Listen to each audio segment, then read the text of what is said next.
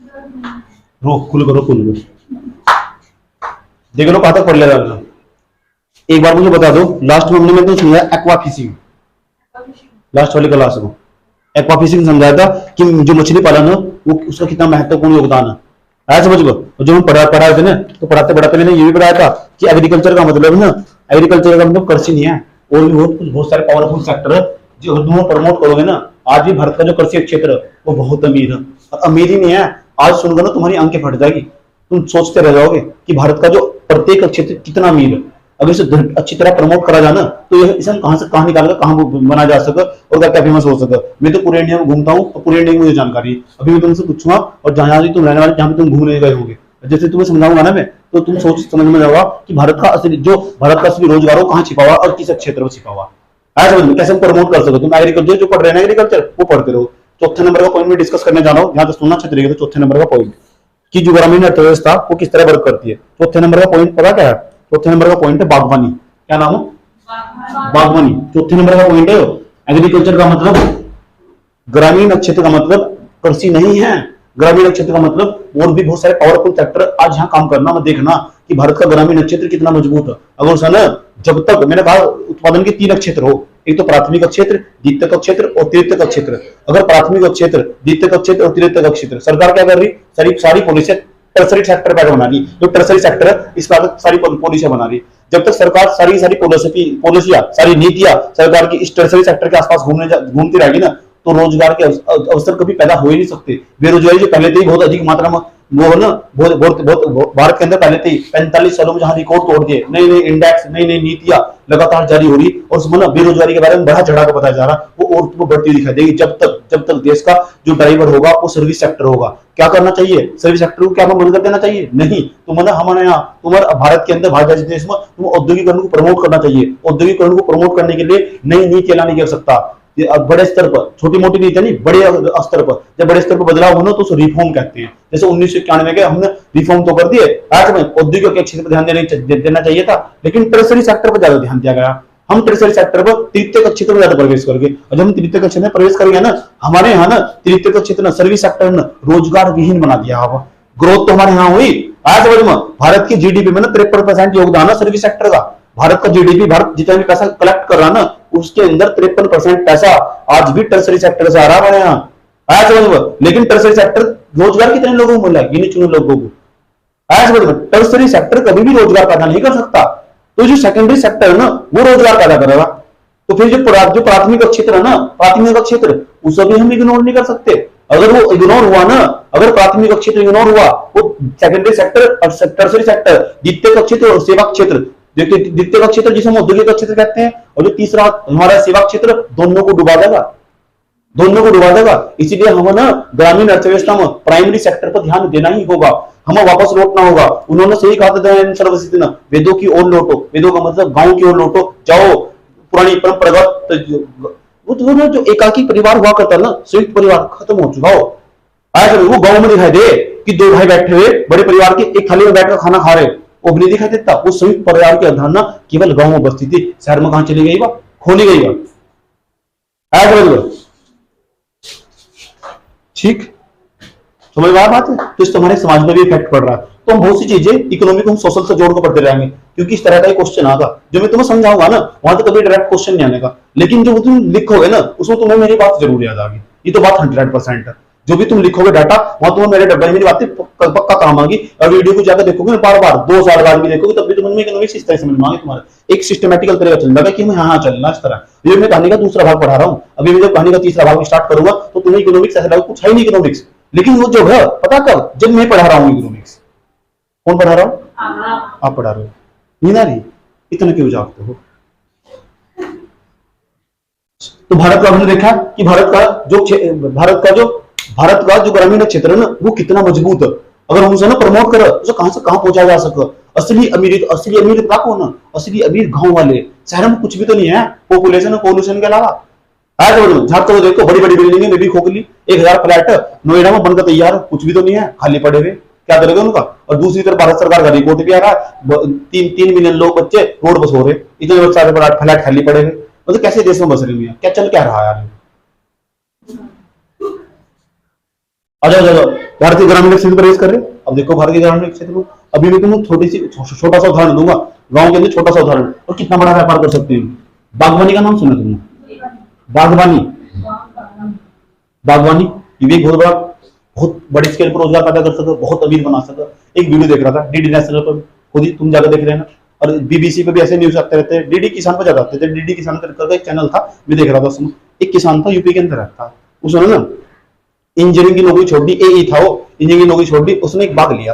और बाग लिया ना, उसमें पता क्या लगा, उसमें लगा बाग सूखे में भी पेड़ चल रहा है, वहां बाग में आम के पेड़ लगाए, और वो लगभग 20-25 बीघे में, और एक बार में जो फसल उतार कर लेके चला जा रहा ना, एक साल इंजीनियरिंग की जो नौकरी थी उसकी, उसमें एक साल पर उसमें 5 लाख रुपए इकट्ठे नहीं हो रहे थे। उसने नौकरी छोड़ दी और 25 लाख 25 बीघा जमीन खरीदी। 25 बीघे जो जमीन है ना, उसको ठेके पर लेकर उसके अंदर पेड़ लगा दिए। और जैसे पेड़ लगाए ना उसने, एक बार के एक साल में जो फसल उतार कर लेकर आया, 2.5 करोड़ रुपए की फसल उतार कर लेकर आया। सोच सकते हो, 2.5 करोड़ रुपए की फसल 25 बीघे के बाग में।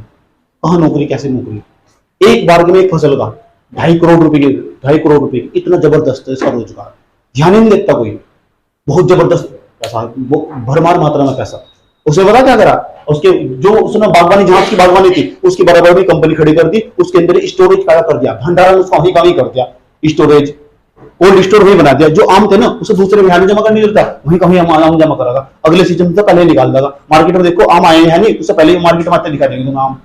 ऐसे जो उसका पैसा था ना, सारा पैसा उसी के पास रहेगा। एक साल का 2.5 करोड़ का टर्नओवर, कहाँ एक साल में 5 लाख रुपए इकट्ठा नहीं कर रहा था। कितना ज्यादा बड़ा इनकम है। अगर इसे प्रमोट करा जाए ना तो बड़े स्तर पर इसे ना आगे बढ़ाया जा सके। सबसे बड़ी खास बात क्या है, इसमें जो बंजर जमीन है ना उसे भी उपयोग में ला जा सके बागवानी को। तो बागवानी में भी नहीं करा जा सकता, तो बागवानी का शहरों में होगी, बागवानी कहाँ होगी?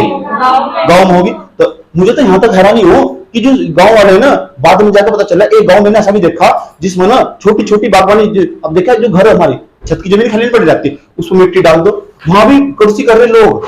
छतों की जो छत हो ना उसका भी उपयोग करके उसमें मिट्टी डालो, तो उसको भी कृषि का उपयोग करके उसको भी कृषि कर रहे हैं अपने घर के लिए, यूं घर में यूज करने के लिए। अच्छा, बागवानी पता लगा बागवानी में क्या हो, तो बहुत सारे फल फ्रूट ये सब तैयार हो। ठीक, जितने फल फ्रूट तैयार हो, अगर इसे प्रमोट करा जाए ना तो जबरदस्त मात्रा में अमीर बनाया जा सकता है भारत के ग्रामीण क्षेत्र को। आज अब तुम्हें क्या करना, तुम्हारा HW कहना चाहिए, बागवानी से संबंधित कुछ भी घटना, नॉलेज, डाटा कलेक्ट उसको करके एक जगह अपने नोट्स में समाहित कर लो जाकर कि भाई जी ने बताया था बागवानी का। अच्छा, NHM चल रहा है, नेशनल हेल्थ मिशन चल रहा है, नेशनल हेल्थ मिशन में अच्छा ये चल रहा है, ये कोई संबंधित मिशन है, इस मिशन के अंदर ये बागवानी बनाई जा रही, बागवानी को प्रमोट करने के लिए योजना चलाई गई, बागवानी को प्रमोट करने के लिए बजट में काम किया गया था। ये तुम्हारा जो काम हो, तुम्हारा ये मैं प्रोवाइड कर दूंगा। मैं तुम्हें करना किस तरह करना, तो तुम्हें खुद पड़ेगा। अगर मैंने तुम्हें करके दिया, तुमने वहां जाकर लिख दिया, तो यूपीएससी थोड़ा जाएंगे, यूपीएससी तो उसे कहेंगे डाटा खुद कलेक्ट करना पड़ेगा, डायरेक्शन में दूंगा। मेरा इधर बेटे इधर चलना, तो तुम इधर चलना। मैंने पहले बताया था भाई, बागवानी के बारे में ये प्रोजेक्ट चला जा रहा है, हाल ही में चला गया, कुछ दिन पहले चला गया था। तो बागवानी के बारे में जितना भी डाटा तुम्हारे पास है ना, नोट्स में लिख दो। चौथा पॉइंट है बागवानी, पता लग गया क्या क्या सर्च करना, बागवानी के बारे में सरकार ने क्या किया आज तक बागवानी को बढ़ाने के लिए। 1-2 योजना का नाम रख लो, सारी योजना नहीं, 1-2 योजना का नाम रख दो। अगर बागवानी प्रमोट होगा ना तो बड़े स्केल पर लोगों को रोजगार पैदा कर सके, और लोग भारत के जो ग्रामीण क्षेत्र है ना उसे बल दिया जा सके। अगर ग्रामीण क्षेत्र बल दोगे तो प्राइमरी सेक्टर आगे जाएगा, और जब प्राइमरी सेक्टर आगा तो द्वितीय क्षेत्र आगे जाएगा, जब द्वितीय का क्षेत्र आगे जाएगा तृतीय का क्षेत्र आगे जाएगा, अगर तृतीय का क्षेत्र आगे जाएगा ना तो गरीबी के दुष्चक्र को ब्रेक करने का ये भी एक तरीका, भारत को ना जो बेरोजगारी की स्थिति में भारत फंसा हुआ उसको बाहर निकाला जा सके, ये भी एक तरीका। ये तो समझना क्या तुम ढूंढ रहे, क्या हर क्वेश्चन में ये चीज तलाश रहे, बेरोजगारी कैसे कमजोर होगी, तो पॉइंट को पॉइंट ढूंढ रहे हैं, ऐसे कमजोर होगी, करो बागवानी प्रमोट, ऐसे करो बागवानी प्रमोट। अभी उदाहरण दिया तुम्हें, और ढूंढो उससे रिलेटेड क्या है, और तुम एक बात की लाइन पढ़ते वक्त टॉपिक को ना, कोई भी टॉपिक पढ़ रहे हो, एक ही चीज सोचनी, क्या इसमें मेंस की लाइन क्या होगी और कहां यूज होगी। जिसका भी अप्रोच ये वाला होगा ना तो उसे किसी का डाटा देखने की जरूरत है, ना किसी का डाटा देखने की जरूरत है, कुछ नहीं। हर टॉपिक का नजरिया उसे मेंस के लिहाज से पढ़ने का होगा। किस मतलब जो लाइन है मैं लिखना क्वेश्चन स्टार्ट कर दिया, चलो मैं टॉपिक पढ़ रहा हूँ, अब बता मतलब क्या क्वेश्चन बनना चाहिए यूपीएससी में, और जो बनना चाहिए कौन से पेपर में जुड़ेगा। अब जुड़ेगा तो क्या लिख सकते हैं, मेरे दिमाग में कितना डाटा, 5 लाइन 10 लाइन, इंट्रोडक्शन क्या रहेगा और कैलकुलेशन क्या रहेगा, ये पढ़ने का तरीका। और दोनों भरमार मात्रा में बागवानी को सब पढ़ रहा है, 2 योजनाएं बार पढ़ लो, 10 बार याद हो जाएगी। अब यह योजना चल रही है, मिशन चल रहा है, और ये चला इस टाइम पे चला रहा था। सब चीजों को सब साधारण लगाने देना, पता लग गया बागवानी कितनी खतरनाक चीज है, प्रमोट करा जा सके। अगर प्रमोट किया जाना चाहिए, सरकार ने कराया, हाँ सरकार ने ना 2018 में NHM नेशनल बागवानी मिशन हॉर्टिकल्चर बोल रहे सर, हॉर्टिकल्चर बागवानी, हॉर्टिकल्चर NHM चलाया सरकार ने 2018 में, इसे लेकर घर जाकर पढ़ लेना। आज समझ मेरे पास अभी अभी मैं पढ़ाऊं करंट अफेयर में, लोग क्या पढ़ा रहे हैं, पढ़ा रहे NHM 2018 खड़े होकर। अब उन्होंने पता कहां जोड़ रहा है, कैसे जोड़ रहा है, मेरे तो नहीं कहा, अभी तुम्हारे दिमाग पढ़ा होगा भी कहां तक किस तरह पढ़ा रहा है, भी कौन कौन से सेक्टर को प्रमोट कर रहा हूं। क्यों? क्योंकि जब मैं प्राथमिक क्षेत्र पर ध्यान नहीं देने का ना, तो मेरा सेकेंडरी सेक्टर डूब जाएगा। सेकेंडरी सेक्टर में मैं कितना ध्यान दे लूं, सेकेंडरी सेक्टर जब तक नहीं वर्क करने का जब तक तुम्हें भोजन नहीं मिलने का, भोजन गांव में पैदा होगा। आया समझ लो, कर लो कंपनी, लगाओ बड़ी बड़ी कंपनियां शहरों में, कोई मना थोड़ा कर रहा, लगाओ ना, तो खाओगे क्या, धनिया खाओगे। आया समझ लो। तो बताओ प्राथमिक क्षेत्र को इग्नोर करा जा सकता? नहीं करा जा सकता, इसलिए कहा जाता है old is gold, old is मैं पुराना हूं, समझना की बात है, लेकिन गोल्ड हूं। क्या हूं? तो गोल्ड माने क्या हो, बात भी सारी सुनने की। तो प्राथमिक क्षेत्र को प्रमोट करना जरूरी जरूरी है नहीं, जरूर से ज्यादा जरूरी, इग्नोर नहीं करा जा सकता उसे। इग्नोर करा क्या? अरे भाई 1956 से लेकर आज तक वर्तमान 2000 समय तक इग्नोर ही करते आ रहे प्राथमिक क्षेत्र को। जितनी भी योजनाएं बनाई जा रही, औद्योगिक नीति 2018, औद्योगिक नीति 1991, औद्योगिक नीति 1956, secondary sector, tertiary sector, secondary sector, जितनी भी योजनाएं पढ़ता हूं मैं, देख क्या द्वितीय क्षेत्र से संबंधित है या तृतीय क्षेत्र से संबंधित है, इग्नोर कैसे करा जा रहा है? पता क्यों? क्योंकि भारत की जीडीपी में ना कृषि का योगदान बहुत बहुत कम परसेंट है, मात्र 42-40%, 42-43% है, बहुत कम योगदान है। अब मुझे लगा 60-24% के आसपास योगदान है। अब अगर भारत के पास जितना ही पैसा कमा रहा ना, कृषि पे बहुत ही कम पैसा कमाने को मिला भारत सरकार को, तो भारत सरकार ने इसे इग्नोर करना स्टार्ट कर दिया। जहां तो उसका हित कम प्राप्त हो ना, तो उसे इग्नोर करना स्टार्ट कर दिया, फिर नीतियां वैसी बना रही, क्योंकि ये सेक्टर भारत सरकार को पैसा नहीं कमा के दे रहा। अब सरकार ने ही तो ध्यान नहीं दिया कि मैं ये सरकार को पैसा नहीं कमा के दे रहा, कभी ये नहीं ध्यान दिया कि पैसा क्यों नहीं कमा के दे रहा। ऐसा समझ, यहां समस्या, डॉक्टर के पास गए तो क्या बोल रहा है, मुझे ना बुखार हो रहा है, दवाई दे दो, उठाया दवाई दे दी। अब मेरे जैसा जाएगा वो क्या पूछेगा, तर्कवादी जो होगा, विज्ञानवादी भी पूछेगा बुखार क्यों हो रहा है, पहले ये बताओ, दवाई बाद में दो।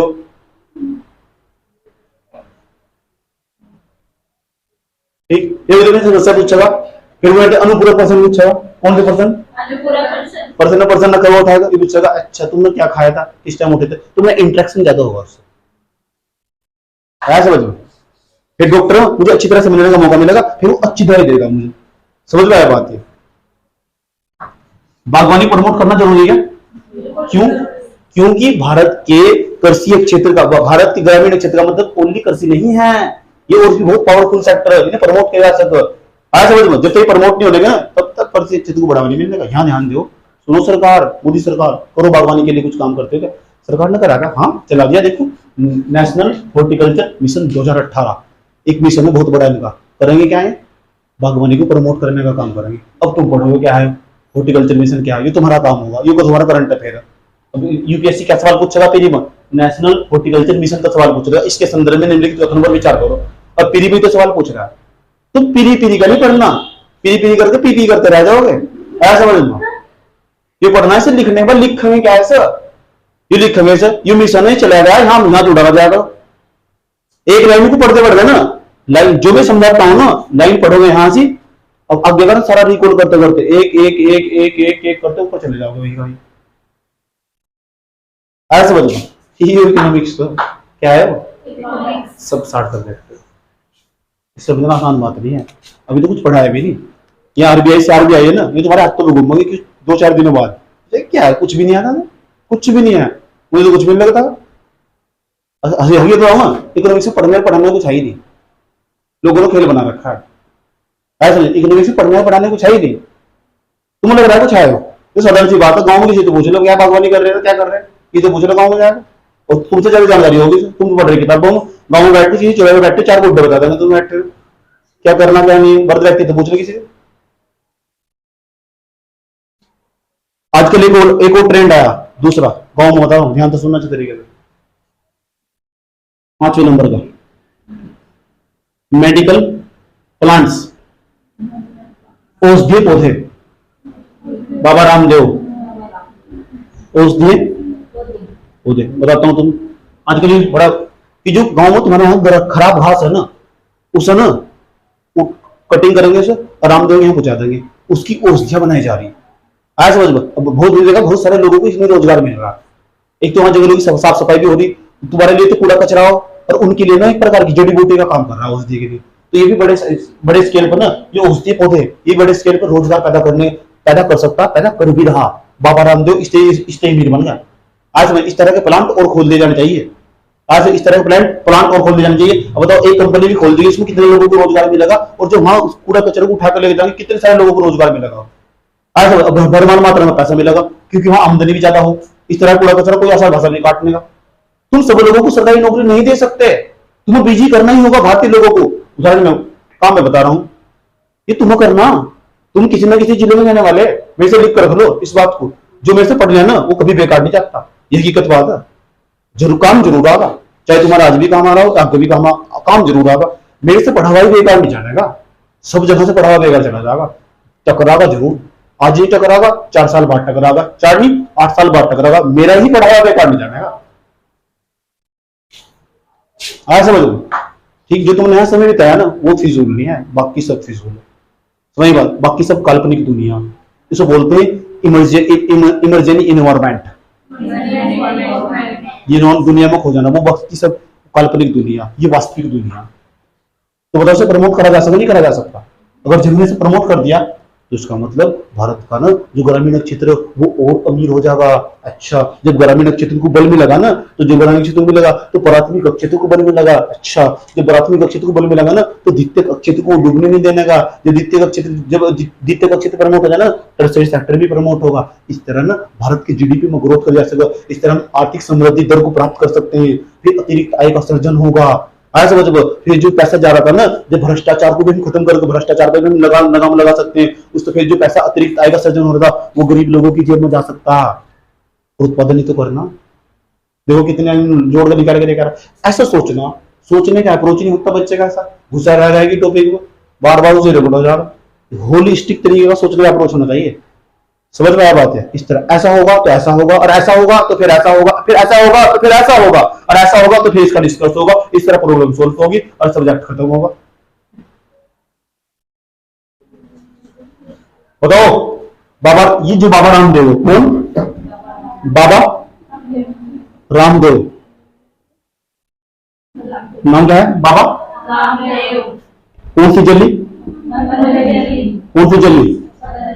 तो बाबा रामदेव ने जो पंतजलि है, जो बाबा रामदेव ना, लोग पहले से इस नाम से जाने।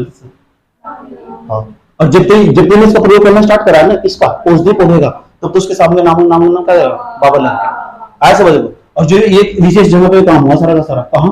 पंतजलि। आज ये पूरी दुनिया में फेमस है, पूरी दुनिया में फेमस है, सिर्फ इसके कारण, इस औषधि पौधे के कारण। आज देखो कहाँ पहुंच गया, जड़ी बूटी के जरिए कहाँ पहुंच गया, ना तो कोई जानता था, और आज लाखों लोग जानते हैं।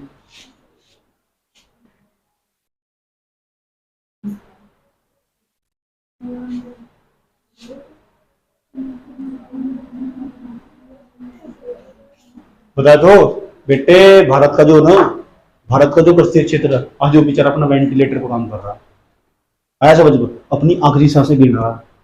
वो सोच रहा है कोई तो सरकार आओ हमें बचाओ, लेकिन नहीं, कोई नहीं आया ना बचाने के लिए। किसान ना 1 साल तक रोड पर पड़े रहे, कोई नहीं आया उन्हें बचाने के लिए, उनका दर्द किसी ने समझा। आज देश का अन्नदाता रोड पर, इस तो बुरी हालत क्या हो सकती है देश की। और पूरा 1 साल बेचारा उन्होंने भी गुजारा। कई सारे किसानों की हत्या भी हुई, किसानों पर ना जीप चढ़ा दी गई नेता के लोगों के द्वारा। आया समझ लो, जब देश का अन्नदाता किसी रोड पर सो रहा हो ना, उस देश की बुरी कुछ नहीं हो सकती। आया समझ लो, उस देश की उससे बुरी स्थिति कुछ नहीं हो सकती जब देश का अन्नदाता रोड पर सो रहा हो। समझ आई बात? तो जहां आलोचना करनी होगी वहां आलोचना करी जाएगी, और ऐसा ही तुम्हारा अप्रोच होना चाहिए। ठीक, तो फिर उन नियमों का, उन कृषि कानूनों का फायदा क्या है जो सरकार जो किसी किसानों के लिए काम ही नहीं आ रहे? जब किसान सेटिस्फाइड नहीं है, संतुष्टि नहीं है, करोगे कैसे? ऐसे नियमों का फायदा? ऐसा समझ में, ऐसे कानून किसी काम के नहीं है। ये कॉपी किताबों तो अच्छे लगेंगे, धरातल पर उतर कर ना, इनमें कुछ भी तो नहीं है। ऐसे किसानों का विश्लेषण, अभी किसानों आंदोलन कर रहे तो खराबी तो होंगे, फिर भी तो वापस लेने पड़ेगा। ऐसा समझ में, उनके सही थे, समझ में नहीं आया तो अच्छी तरीके से बदलाव करके उन्हें पेश करना चाहिए, और सरकार प्रयास भी कर रही है संशोधन करके उनके सामने पेश करा जा सके। आया समझ में? ठीक, 2 तरीके हो सकते, क्या तो उनकी समझ में नहीं आए, क्या फिर हकीकत में बेकार होगी, वो तो मैं खुद बताऊंगा तुम्हें, जब 3 कृषि कानून बताऊंगा तभी से पढ़ाऊंगा। 1.5-2 घंटे तक लेक्चर लूंगा मैं। बात समझ में आया? तो भारत का जो कृषि क्षेत्र समझ में आ रहा था? इतनी बुरी हालत है। वेंटिलेटर बाज क्या इतनी है? 5 ये एक और बता रहा हूं, तुम ध्यान रखना। 6 नंबर के बाद है 7वां। एक बोला हथकरघा, हथकरघा।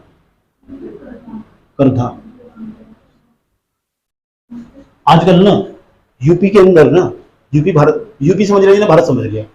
यूपी के अंदर ना आज भी कुछ महिलाएं घर में प्रोडक्ट बनाती है और बड़े स्केल पर दूर दूर तक उनकी डिमांड है। हाँ, बहुत है। रबर का इस्तेमाल करती है, उनसे कुछ अनेक प्रकार के घर में खिलौने बनाती है, उपकरण बनाती है। खिलौना इंडस्ट्री का नाम नहीं सुना तुमने?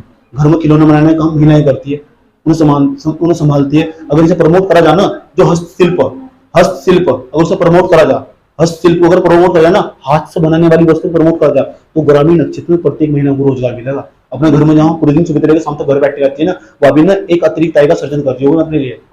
आज समझ वो अभी भारत के जीडीपी में योगदान दे रही होगी। इसको प्रमोट करने की जरूरत है। सरकार को ऐसी योजना चलानी चाहिए कि हस्तशिल्प को प्रमोट करा जा सके, हाथ से बनाने वाली कुछ भी चीजें से प्रमोट करा जा सके।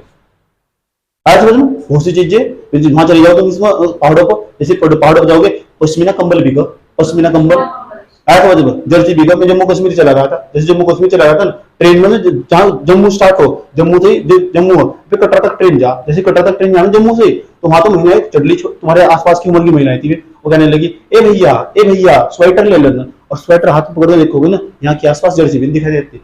इन्हें पूछा तो बनाया कैसा, तो पता क्या कहती है? कहती है घर बैठकर हाथों से बनाया। मैंने कहा कितना टाइम लगता है? अगर एक दिन में 4 बना देते हैं। मैंने कहा दाम कितना? गए 700 रुपए। लेकिन देखोगे ना तुम, ऐसा लगा मार्केट में 7,000 रुपए फैले उसके सामने, और उन्हें प्रमोट करा जाना कहीं नहीं मिलने का। मैंने जो जैकेट पहना की थी वो खुद 5,000 की थी, और उसके सामने 700 रुपए के फैल थी। 700 रुपए वाले के सामने मेरी 5,000 की जैकेट फैल थी। ऐसी थी। अगर भारत प्रमोट करा जाना, तो भारत का ना आज भी ग्रामीण क्षेत्र जबरदस्त मात्रा में बहुत अमीर है। लेकिन जो हस्तशिल्प से प्रमोट करने की जरूरत है। अब बताओ, सरकार के द्वारा गिनी चुनी योजना दिखाई देगी तुम हस्तशिल्प को प्रमोट करने के लिए, तो बहुत अमीर है भारत का। यहाँ ना बताओ, तुम स्वेटर ही बना रही, अगर उसके स्वेटर को योजना चलाते इंटरनेशनल स्तर पर फेमस कर देते, तो लोग कहां कहां से नहीं आते थे। आज भी अंग्रेज जाओ, उनके यहाँ के कपड़े खरीद कर लेके जाओ। अंग्रेजों को समझ है, हम समझ नहीं है। हम क्या कह रहे हैं? चाइनीज के कपड़े पहनेंगे, चाइनीज के कपड़े पहनेंगे, जैकेट देंगे, बढ़िया मार्केट में जाकर शोरूम में उनका नहीं खरीदने के बिल्कुल। आया समझ में? वे बेचारी बेचती रहेगी। कराया ऐसा नहीं कराया सकता। आज मैं देखता हूँ महिलाएं ना गांव में, जो पुरानी महिलाएं हैं, वे ना इतना जबरदस्त का अचार बनाती है, तुम चाटते रह जाओगे अचार को, इतना जबरदस्त का अचार हो। मेरी दादी ने ऐसा अचार बनाया करती थी। आसपास मार्केट में ना लोग यहाँ थे अचार मांगने आया करते थे, और उस अचार डलवाया करते थे। आया समझ में? और इतनी बेहतरीन सब्जी बनाया करती थी। अचार को दूर दूर तक जाता ऐसा था, यूपी के बहुत दूर दूर तक आते थे हमारे यहाँ अचार लेने। मेरी दादी जिंदा थी, अचार के डब्बे डाल दिया करती थी, और इस तरह करती कुछ नहीं थी, बस हाथ का कमाल था, हाथ की कलाकारी थी। आज आजकल कितना प्रोडक्ट डाल दो फिर भी फैला।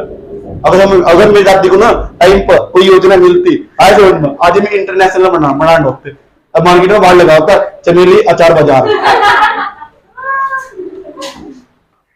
क्या हुआ? जो भारत सरकार थी ना, इसने ना मेरी दादी की उत्पादन करने की क्षमता को कमजोर बना दिया। समझना? बता रहा हस्तशिल्प को ना प्रमोट करने की आवश्यकता थी, क्यों नहीं करा गया? हथकरघा को ध्यान कहां दे रहे? सेकेंडरी सेक्टर में घुस रहे जाएगा, tertiary सेक्टर में धनिया में होगा। हाँ, यो देखो यहाँ कितना नहीं है। समझ में? तुमने अगर मेरी दादी के हाथ की सब्जी खा ली ना, सिर्फ एक ही चीज डाली, नमक और मिर्च। अगर तुमने मेरी दादी के हाथ की सब्जी खा ली ना, तो पतीली फोड़ कर खा जाओगे।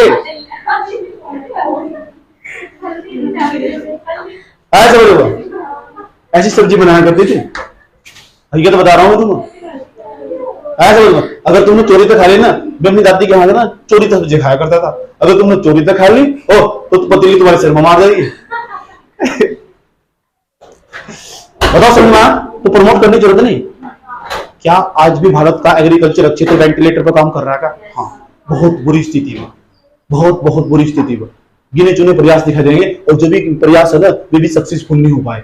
चाहे कोई सी भी नीति चलाई गई, चाहे हमने नेशनल फूड हेल्थ मिशन ही चलाओ 2015 में, 2013 में, कितने प्रकार के मिशन चला लो, कोई बड़ी योजना अभी तक नहीं चलाई गई। बड़े स्तर पर रिफॉर्म करने की जरूरत है, एग्रीकल्चर क्षेत्र में प्रमोट करने की जरूरत है। उदाहरण भी दे रहा, कहां प्रमोट करने की जरूरत है।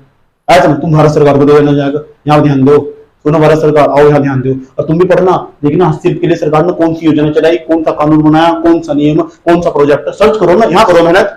उल्टी दिशा मेहनत कर रहे बेवकूफ कहेंगे। समझ गए? सरकार के द्वारा क्या क्या प्रयास किया जाता है। अभी मैंने उदाहरण दिया, मेरी दादी का जो आचार्य बनाया करती थी ना, उसे इंटरनेशनल स्तर पर प्रमोट करा जा सकता था।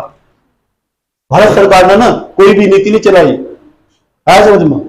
यूपी के लोग आते थे हमारे यहाँ, मेरे जल में सामने की बातें आई है।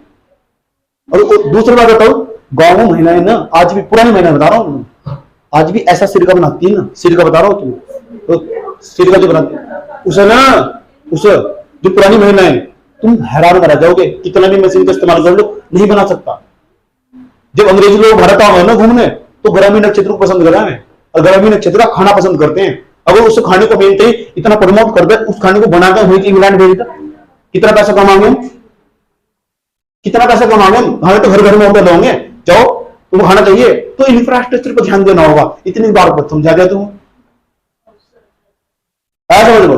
ये अमेरिकन लोग भारत में गाँव में आते हैं ना, तो हैरान रह जाते हैं, इतना मस्त खाना बनाते हैं आप, दादी माँ इतना अच्छा खाना बनाती हैं आप, ये वो पूरी तारीफ करते हैं जबरदस्त मात्रा में। जापान की महिलाएं मेरे साथ उड़ान परियोजना में काम करा था उसने, पंतजलि में। ऐसा समझे, पंतजलि जो कुछ दिन नहीं थी, मेरे साथ उड़ान परियोजना में काम करा था उसने। जब मैंने उसे अपने घर का खाना खिलाया था ना, तो वह हैरान होगी कि उड़ान परियोजना में पता क्या होता था? पता दो उड़ान परियोजना में सेक्स एजुकेशन के बारे में समझाते थे। ऐसा समझ बच्चों को समझाते थे, गाँव गाँव गली गली घर घूम घूम कर तुम्हें समझाया था मैंने, बता दूंगा। इन्हें छोटे छोटे बच्चों समझाया था मैंने, छोटे जब लड़का लड़की जब अलग अलग स्टेज में जाओ ना, तो उसमें किस तरह के परिवर्तन हो, उसके दिमाग मानव मस्तिष्क उसमें कैसे कैसे विचार चल रहे हो।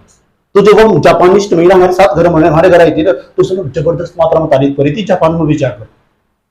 आया समझ में? उसने मुझे वीडियो कॉल पे एक बार बताया था कि मुझे ना आपके यहाँ का सिर्फ एक ही चीज पसंद आई, वो भी आपके घर का खाना। मैंने कहा ऐसा तो भारत के कोने कोने में मिला खाना, समझ सको। ठीक, शादी हो रखी थी उसकी, बात समझ में आई? कोई दिक्कत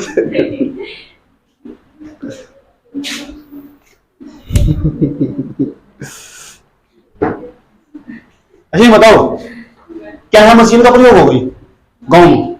श्रम प्रधान तकनीक का यूज हो नहीं होता गांव में ना, गांव में चाहे कुछ भी हो, आज भी हाथों का प्रयोग हो, श्रम प्रधान तकनीक का यूज हो गांव में। श्रम प्रधान तकनीक प्रमोट करने की जरूरत है सर, गांव में श्रम प्रधान तकनीक का यूज हो। क्यों ना हम ऐसा काम करो, तुम ना मुझे अपने जिले का नाम बताओ, और तुम ना किसी भी जिले का नाम बताओ मुझे, मैं तो हर शहर में घूमा हूं और सबकी मुझे एक खास बात पता। और तुम ना हरिद्वार में क्या चीज फेमस है? तुम तो हरिद्वार में रहते हो, तो बताओ हरिद्वार की क्या चीज फेमस है? बताओ। हर की पौड़ी। और बताओ क्या चीज फेमस है? नहीं, बीजना सोचना, इसे सोच बाहर निकालने तो इकोनॉमी बेकार हो जाएगा। उत्तराखंड के अंदर हरिद्वार जिले में रहते हो तुम, तो बताओ हरिद्वार की क्या चीज फेमस है? बताओ तुम कुछ। क्या? गंगा जल। हरिद्वार में गंगा जल फेमस है। लोग भारत के कोने कोने से ना यहाँ 2-2 करोड़ लोग गंगा जल भर के लेके जाए, यहाँ से जाते नहीं आते। अब इस गंगा जल को एक ठेकी पता कितने की हो? यही ठेकी केरल में चल जाओ ना, 150 200 रुपए की बिक रही है गंगा जल की ठेकी। तुमने टैग लगा दे दिया भगवान भोलेनाथ, और ये गंगा जल को प्रमोट करके बाहर निकाल लो ना, भारत के कोने कोने में भेजो, कोने कोने में भेजो ना। प्रमोट क्यों करा? वे लोग क्यों आ रहे हैं यहाँ से? हिंदी कोई पूछा दो। ये तो मैंने हरिद्वार की बात बताई, एक छोटा सा उदाहरण दिया, हरिद्वार के सारे लोगों को रोजगार दे सके, सोचा भी किसी ने काम करा जा सका यहाँ पे। हरिद्वार का एक ही फेमस है, एक ही प्रोडक्ट है, गंगा जल। एक प्रोडक्ट होगा, एक ही डिस्ट्रिक्ट का एक ही प्रोडक्ट, योजना आ जाएगी, 1 डिस्ट्रिक्ट 1 प्रोडक्ट, 1 डिस्ट्रिक्ट 1 प्रोडक्ट। सरकार ने सोचा था, यूपी सरकार ने बात सोची 2018 में, उसने वहां एक योजना लागू कर दी, 1 district 1 product. Mathura rasgulla famous है, पूरी दुनिया में फेमस है मथुरा का पेड़ा भी फेमस है, पेड़ा मध्य प्रदेश का पेड़। इस तरह तो बता रहा हूं मैं तुम आज अगर हम मथुरा में पेड़ा फेमस है, जो मथुरा का पेड़ा फेमस है, उस पेड़ को यहाँ क्यों बेच रहे हो? जहां गली गली में पूरे भारत में जाकर बेचो ना, मथुरा कितना अमीर हो जाएगा, उसके पेड़े बेचेंगे, मथुरा वाले सारे पेड़े बना के बेचेंगे। रोजगार की जरूरत क्या है? और महंगा पेड़ा बेचेगा। और उसे ना जो भारत के लोगों का मन भर जा, बाहर निर्यात कर कहो, उन्हें दिखाओ इंग्लैंड वालों को, इंग्लैंड वालों को दिखाओ, हमारे यहाँ का पेड़ा खाओ, भूख भाग जाएगी तुम्हारी। आगरा का पेड़ा खाओ, आगरा फेमस है, आगरा का पेड़ा फेमस है, खाओ। क्या कहा? दिल्ली का सोहन हलवा फेमस है, देखो है नहीं है? तो इससे क्या 1 डिस्ट्रिक्ट 1 प्रोडक्ट। हरिद्वार का क्या फेमस है? गंगा जल। आज गंगा जल की यहाँ डिमांड है, देखा नहीं? गंगा जल पे छिंटे मारती फिरती है महिलाएं, नाटक में भी दिखाई देता गंगा जल की, किसी के नए घर में प्रवेश करता गंगा जल, गंगा जल कहाँ मिलेगा भाई, हरिद्वार में आओ ना। बात समझ में आ रहा? इसका मतलब सरकार के द्वारा ना यह बात समझ ली थी सरकार ने, वन डिस्ट्रिक्ट और वन प्रोडक्ट। आज भर जाकर पढ़नी है योजना क्या थी, पता लगा सवाल पढ़ेगा जिस तरह पढ़ना कैसे बेटे, यहाँ बताया जा पढ़ना क्या था, वन डिस्ट्रिक्ट वन प्रोडक्ट। रुक जाओ, बाद में लिख लेना। बात समझ में आई? एक आधे जिले का नाम बताओ तुम मुझे, मैं तो पूरे जिले सारे में घूमता हूँ, बताओ मैं तुम वहां का फेमस चीज बताता हूँ। अच्छा जो सहारनपुर की फेमस चीज पता तुम? सहारनपुर में फर्नीचर बहुत फेमस है। सहारनपुर का फर्नीचर पूरी दुनिया में जाता।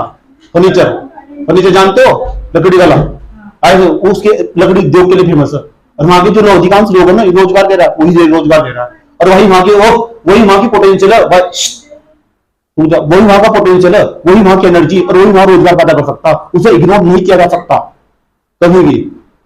उसे इग्नोर करोगे ना तो बुरी हालत में पहुंच जाओगे। तो एक डिस्ट्रिक्ट के अंदर ना एक चीज को प्रमोट करके अधिकांश लोगों को रोजगार दिया जा सके, ये योजना बहुत पावरफुल साबित होगी जिसे बल दिया गया तो। और बताओ हरिद्वार में क्या चीज फेमस है? अपने हरिद्वार को ले लो, प्रोडक्ट का नाम पूछा जो पूरी दुनिया में जिसकी अधिकांश ज्यादा डिमांड हरिद्वार में आए लोग और उसकी डिमांड करते हैं हरिद्वार में आए। तो सबसे पहले गंगा जल की उनकी डिमांड होती है, जो बाहर का लोग यहाँ पर्यटन यात्री आगे। और बताओ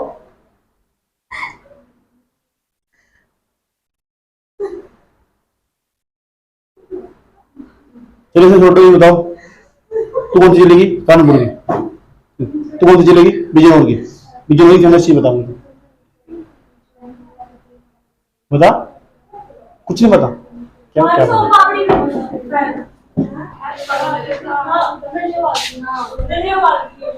बताओ। नहीं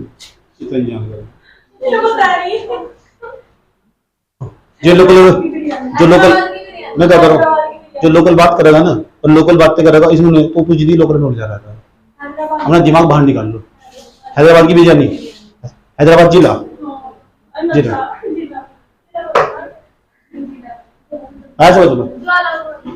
जबलपुर जिला।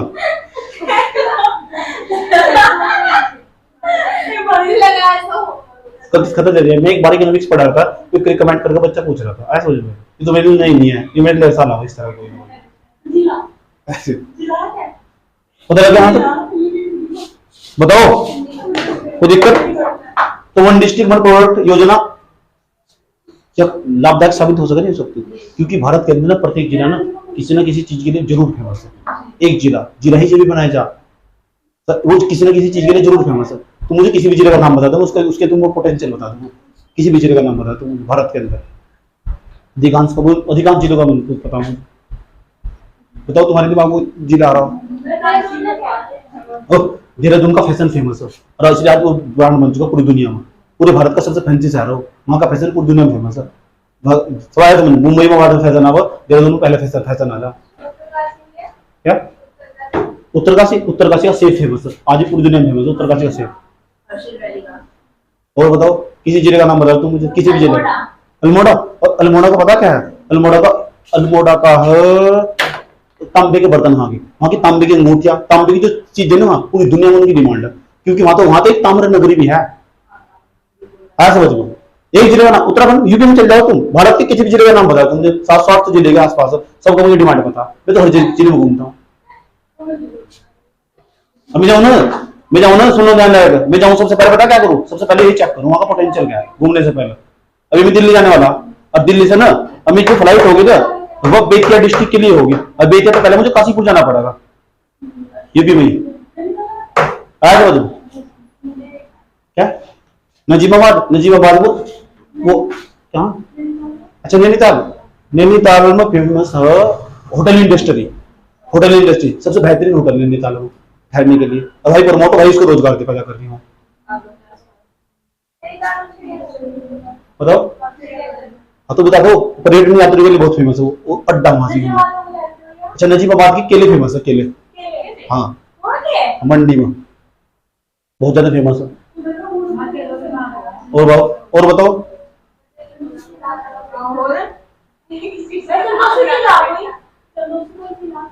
चंदौसी कौन सा जिला? यूपी में पड़ा। यूपी में चंदौसी जिला ना, वो मक्के के लिए फेमस है। मक्का जानते हैं? मक्का, चंदौसी जिला मक्के। क्या और वादी सर यूपी का चंदौली जिला इसके पास पड़ा, उसके इसके बुंदेलखंड के आसपास पड़ा हो, उसके लिए फेमस है। क्या यो अलग क्वेश्चन है। जिले का नाम बताओ तो मैं सब तुरंत बता दूंगा। रामपुर का हलवा पसंद है। और बताओ कोई जिले का नाम बताओ तुम। है कोई दिमाग में कुछ? तुम मुझे एक सिटी का नाम बताओ, सिटी का शहर का नाम बताओ। तुम्हें फेमस सिटी बताओ। बिजली बिजली सिटी नहीं है, टाउन है छोटा। किसका? पुणे की क्या? पुणे में सुन लो, पुणे में कपड़ा फेमस है। जितना भी डिफेंस काम कर रहा है ना पुणे में, टोटल वो सारा का सारा कपड़े वही के पहन रहा है। डिफेंस में सारा कपड़ा वहीं से जा रहा है।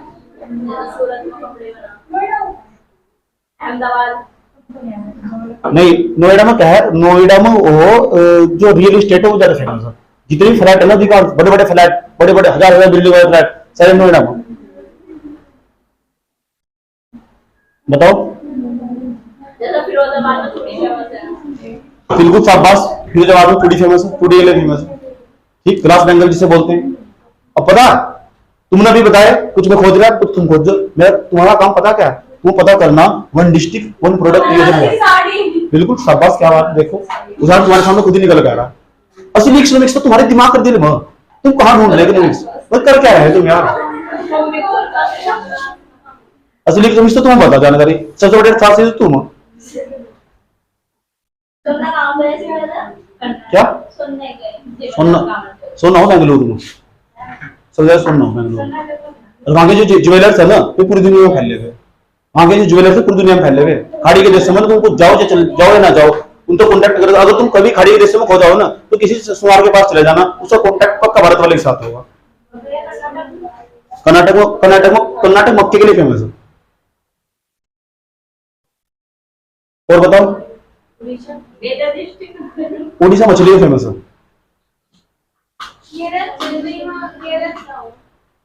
चेन्नई में क्या है? देखो चेन्नई में सुन लो।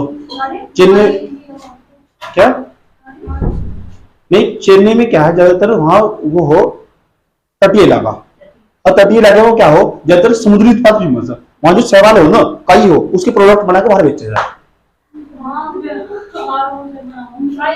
हाँ हाँ।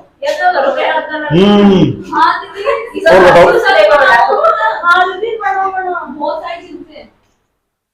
पढ़ लोगे? पता लग गया किसके बारे में पढ़ाना तुम आज? बागवानी के बारे में। किसके? औषधीय पौधों के बारे में पढ़ाना। और किसके? हथकरघा। इसके बारे में निकालो। नहीं, इसके बारे में निकालो। इसके बारे में डाटा कलेक्ट करना स्टार्ट करो।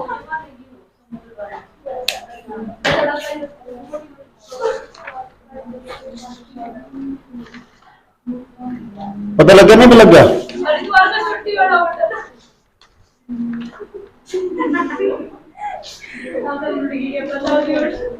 जी जी, यही घूमते रहता है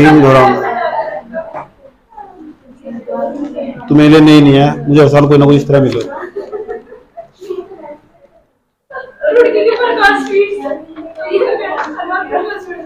प्रकाश स्वीट्स वहां की लस्सी फेमस है। जो पाइप डाल के पीते हैं लस्सी को, वाली लस्सी फेमस है। देखा नहीं है? लड़का लड़की जाते हैं एक पाइप में, एक दोनों एक पाइप में पीते रहते हैं। एक मतलब गिलास ले लेंगे। नहीं सुनना क्या है? लड़का लड़की एक गिलास लेंगे, उसके अंदर एक ही पाइप डाल लेंगे, एक ही पाइप डाल लेंगे और दूसरा पाइप उसके अंदर डाल लेंगे, उससे पीते रहेंगे। वहां की बहुत फेमस है।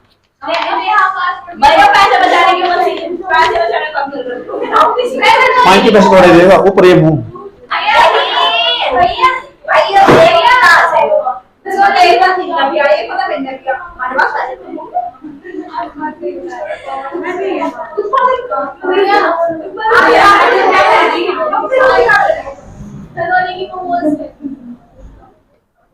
तेरा रहा वो।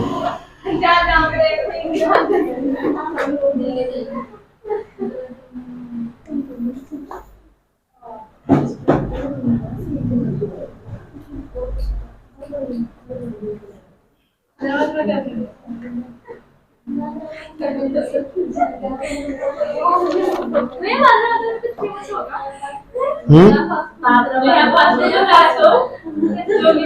कर रहे हो?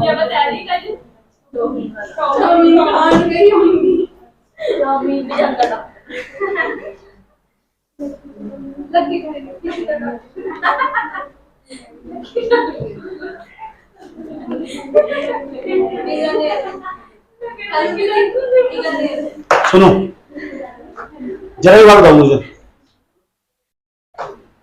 वर्ष 2018 का टाइम था, देखो वर्ष 2018 का टाइम था। अरुण जेटली, नाम सुना? अरुण जेटली बड़ा तेज आदमी था, वकील था ना, सुनो ध्यान रहेगा। इसने कहा कि भारत का ना जो कृषि क्षेत्र, भारत का कृषि क्षेत्र बाहर यहां तक $100 बिलियन का, $100 बिलियन का, $100 बिलियन का आयात कर सकते हैं। बहुत बड़ा आयात होगा, बहुत ज्यादा पैसे कमा कर देगा। लेकिन पता कितने का कर पाए? केवल $30 बिलियन का। कितने का? $30 बिलियन का। बाकी सब देश के अंदर ही रहेगा। आया समझ में? उसे बोलते हैं अधिशेष। दूध के मामले में, दूध पैदा करने के मामले में पहले नंबर, पूरी दुनिया में सबसे ज्यादा दूध हमारे यहाँ पैदा हो रहा है। भारत में दूध की नदी है, पंजाब हरियाणा में फेमस है। पंजाब हरियाणा राजस्थान, यहाँ का दूध को निकाल कर ना, यहाँ का जो पनीर है पूरी दुनिया में फेमस है। बाहर क्यों नहीं भेज रहे? भेजने नहीं देते बिल्कुल भी। क्यों नहीं? कारण देखेंगे आज हम क्या है, क्या WTO ने बैन लगा रखा है या कोई और भेज नहीं देता? कि ये जो कृषि उत्पादन है हमारे यहाँ, उत्पादन की नहीं समस्या है, वो उत्पादन कभी बाहर ही नहीं निकल पाया, और वो सबसे बड़ी समस्या हो। इससे बड़ी समस्या कुछ नहीं है। वो देश को ना, देश की अस्तित्व को मिटा देगा। आया समझ में? अगर वो देश के अंदर ही रह जाएगा, वो देश के अंदर ही रह जाएगा, सस्ता हो जाएगा और देश को बर्बाद कर देगा, और लोगों के मनोबल में गिरावट डाल देगा। फिर लोग ऐसा काम कभी नहीं करने के। आया समझ में? पता लग रहा है गेहूं पैदा करा सब ना, गेहूं सस्ता होगा तो अगले साल भी कोई गेहूं बनेगा। आया समझ में? गेहूं सस्ता होगा तो पता लग गया। अरुण जेटली थे, उन्होंने कहा $100 बिलियन व्यापार हम, $100 बिलियन का जो हम कृषि निर्यात कर सकते हैं, कृषि को भारत, कृषि का सामान बाहर बेच सकते हैं। लेकिन पता क्या हुआ? $70 बिलियन था वो देश के अंदर ही रहेगा। $70 बिलियन। और मुझे जब हैरानी हुई जब पता लगा कि देश के अंदर जो FCI है, FCI ने भारत सरकार का, FCI food corporation of India, इसके पास जो स्टॉक था गेहूं चावल खरीदने का, इसके पास स्टोरेज ही नहीं है, रखने की जगह ही नहीं है। इसके पास जो स्टोरेज था, इसने जो बाहर गेहूं रख रखा था ना, बाहर खुले वातावरण में गेहूं रख रखा है, पर में डाले थे। तूने देखा था? इतना बुरा हाल है, बताओ। सर ने दिखा देगा, इतना बुरा हाल है, बताओ। देश को बर्बाद कर रहे, देश को बर्बाद कर। मैं यहाँ समझा रहा तो तुमने पढ़ा होगा, तुम खुद ही जोर से चले जा रहे। आया समझ में? अच्छा, उस टीचर में मेरे क्या अंतर है जिससे तुम पढ़ रहे हो?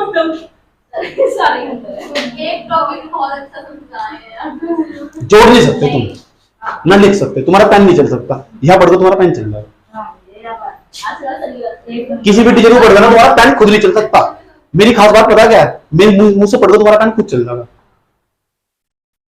आज समझ लो, ये ऑफलाइन क्लास का फायदा। आज तुम सोच सकते हो, लिख सकते हो, बहुत अच्छा लिख सकते हो, जबरदस्त सवाल लिखोगे तुम। आज देखो तुम्हें कितना अच्छा बताएगा। ये जो $70 बिलियन था ना, ये देश के अंदर रहकर देश को बर्बाद कर दिया, अस्तित्व को मिटा देगा देश को। और इसे बाहर जब तक नहीं निकल जाने का ना, तब तक कुछ नहीं होने का। अब पता क्या हुआ? अब इसे बाहर क्यों नहीं निकाल सकते? समस्या कहां आ रही? पता क्या हुआ? प्रणब मुखर्जी का नाम सुना है?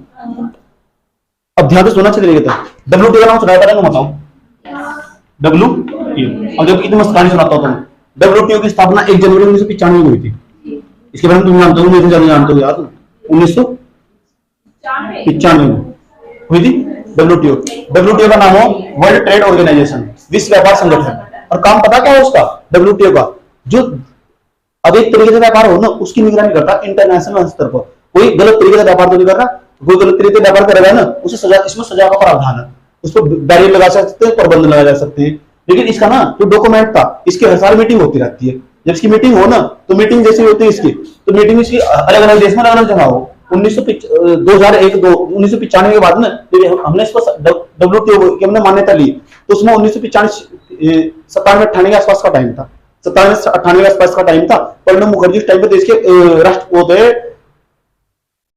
वित्त मंत्री कौन थे?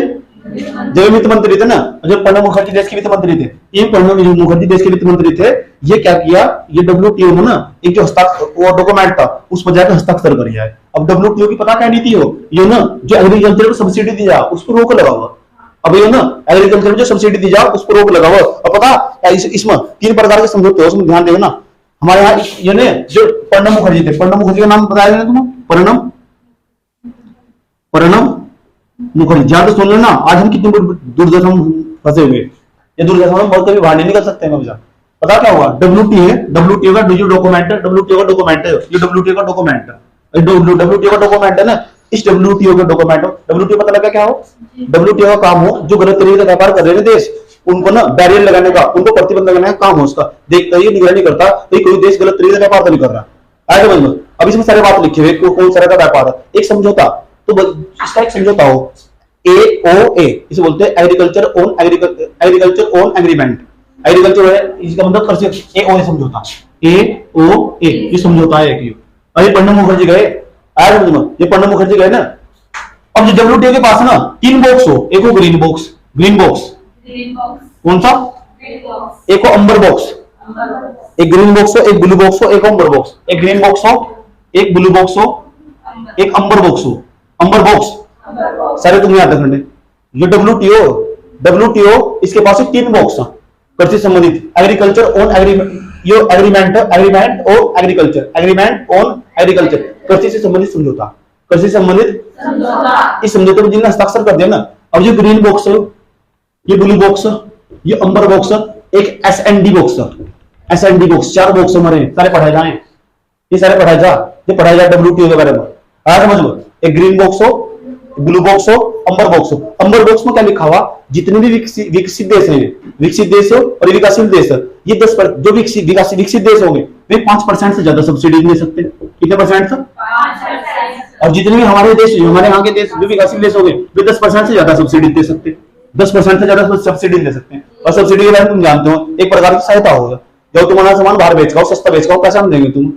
अब ये ना जितने भी विकासशील देश है, विकसित देश है, उन्होंने ब्लू बॉक्स और ग्रीन बॉक्स, ब्लू बॉक्स में और ग्रीन बॉक्स में अपने उत्पाद तो ब्लू बॉक्स और ग्रीन बॉक्स में डाल रखे, और जो हमारे उत्पादन विकासशील देशों के जो उत्पाद वे अंबर बॉक्स में डाल रखे।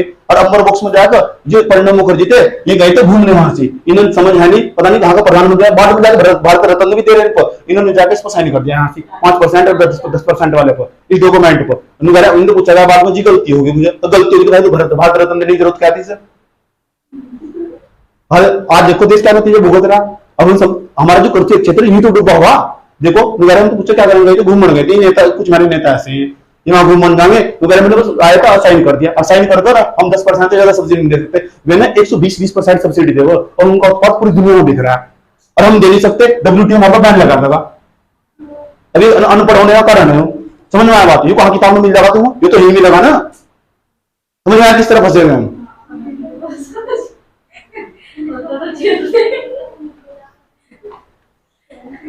बाद में जाके भारत का राष्ट्रपति बनाया गया। मुझे तो मैं टीवी पे देख रहा है भारत रत्न, और मुझे खून भूख गया से देख कर। सर्च कर लेना तुम भारत रत्न में प्रणब मुखर्जी को, पूछा क्या गए थे, घूमने गए थे साइन की कर आए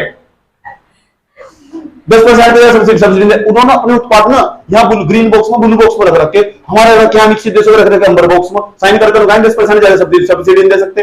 अभी उन्होंने जो अपने अच्छे उत्पाद वे रख रखे यहाँ 120% सब्सिडी, पूरी दुनिया में उनका सामान बिक रहा है और सस्ता बिक रहा है, और सस्ता बिक रहा है, लोग खरीद रहे, जबरदस्त मात्रा में उनकी डिमांड है। हमारे जमाने की डिमांड ही नहीं है, क्यों साइन कर रखे। WTO बार हमें कहेगा, ये कह रहा तू ये साइन कर रखे तो तुम ना अब एक तरीके का व्यापार कर रहे। अभी हम यहाँ फंसा हुआ पेच हमारा, इसलिए $70 बिलियन भारत में रहेगा, निर्यात नहीं कर पाए। ये बेटे नहीं किताब में मिलने का, ये तो यही मिलेगा, इससे नहीं समझ पैदा हो सकती, पढ़ना पड़ेगा।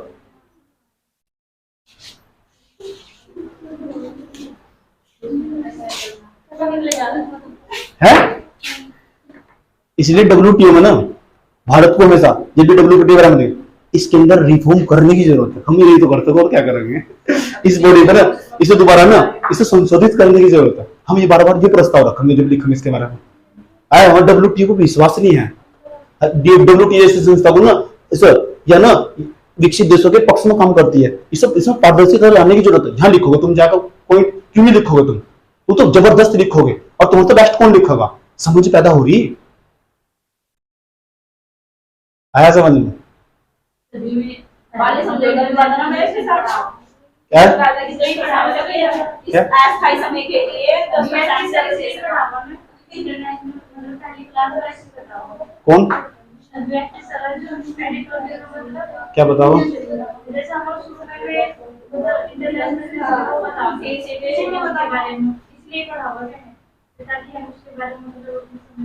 हाँ, एडिटोरियल में पढ़ाया जा रहा है ना तुम। अब जुड़ोगे तो जाकर खुद ही समझ में आएगा। ओफो, ये कृषि नीति क्या होना चाहिए था। जब तक तुम कृषि नीति को प्रमोट नहीं करने का ना, कृषि के जो एग्रीकल्चर के प्रोडक्ट उन्हें तुम इंटरनेशनल ब्रांड बनाने के, तुम्हें सब्सिडी देनी होगी। अब निकला तो कहां से निकला, तरह तो बैन लग गया। एग्रीकल्चर एग्रीमेंट कर लिया हमने, एग्रीमेंट करे, साइन कर दिया, उसको साइन करके हमने कहा कि कोई बात नहीं 10% सब्सिडी दे देंगे। अपने सारे उत्पाद को हमने अंदर बॉक्स में रखवा लिया। आया समझ में? उन्होंने ब्लू बॉक्स ग्रीन बॉक्स पर इसको कोई सीमाएं नहीं है, और उन्होंने अपने सारे उत्पाद इस पर रख के और भरपूर मात्रा में सब्सिडी दे, और पूरी दुनिया सब्सिडी दे, और पूरी मात्रा में पूरे दुनिया के अंदर इनके उत्पाद बिक रहे। और ये देश अमीर है, देख लो यूरोप वाले भी और ये अमेरिका वाले भी, उनके उत्पाद पूरी दुनिया में भागे भी रहे। आज ये हो अनपढ़ता का प्रतीक। अनपढ़ लोगों को पता नतम कर क्या है। आज जैसे तुम पढ़ते चले जाओगे ना, ऐसे तुम्हारा दिमाग विकसित होता चला जाएगा। कहा तो दिसंबर 2022 कितना डेडलाइन है। जिस दिन मैं सर्विस खत्म कर दूंगा ना, उस दिन तुम सब कुछ बदल चुके होंगे अपना, सब कुछ। आज इतना बदल चुके होंगे तुम ना, कहीं खड़े होकर घंटों लेक्चर देने की क्षमता रखते होंगे। किसी के साथ कोई तुमसे बात करेगा ना, ऐसा लगेगा किसकी साथ में बात कर रहा हूं। ये व्यक्ति कैसा, किस तरह इसका विकास हो रखा है, कैसी इसकी प्रवृत्ति, कैसी इसकी सोच, कैसा इसका बिहेवियर, सब कुछ चेंज हो चुका होगा। समझ में? समझते ही नहीं बात। समझ में आया? कोई प्रॉब्लम? तो अब बताओ क्या किया जाना चाहिए?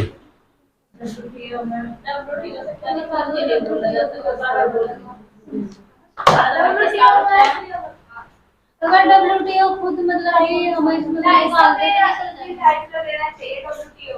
क्या निर्धारित करना चाहिए? WTO को खुद ही आरोप लगा जा रहे, तो खुद ही कह रहा है। जब भी तुम लिखोगे इसे लिखोगे WTO में पारदर्शिता की जरूरत है, इसमें दोबारा रिफॉर्म कर लिया जाना चाहिए। इसके संगठन का तो ऐसे लिखना दीजिए, ऐसा समझ में, ये मेरी भाषा को दिए, ठीक है? समझ में आया? कुछ समझ में आ रहा है? कहानी का अगला भाग समझ में, कहानी का भाग समझ में आ रहा है क्या? WTO क्या चल क्या रहा है?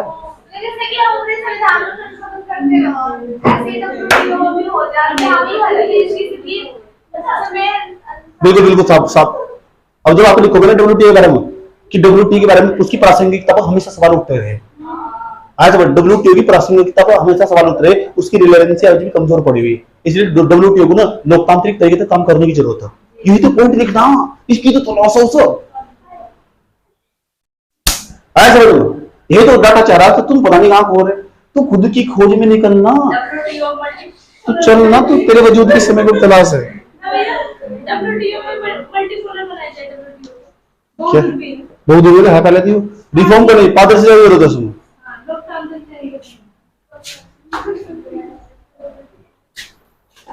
इतनी बार बताओ, समझ में ही नहीं है? कोई दिक्कत? अब पता क्या हुआ? ध्यान से सुनना चाहिए तरीके से। अब मैं सस्पेंस पे लाकर अपनी कहानी छोड़ दूंगा और तुमसे सवाल पूछूंगा और तुम सोचने के लिए मजबूर कर दूंगा। तुम चाहे मजबूर हो गए सोचने के लिए, हो क्या रहा? सवाल पूछना कुछ। शाबाश करिए। कह रही साइंस दोबारा नहीं हो सकते था, जो समझी हो सको भी दोबारा नहीं हो सकते। ऐसा इसका जो इनकी फसल नहीं चाल, यही तो चाह रहे थे। कोई अनपढ़ सा क्या और चाह रहा है।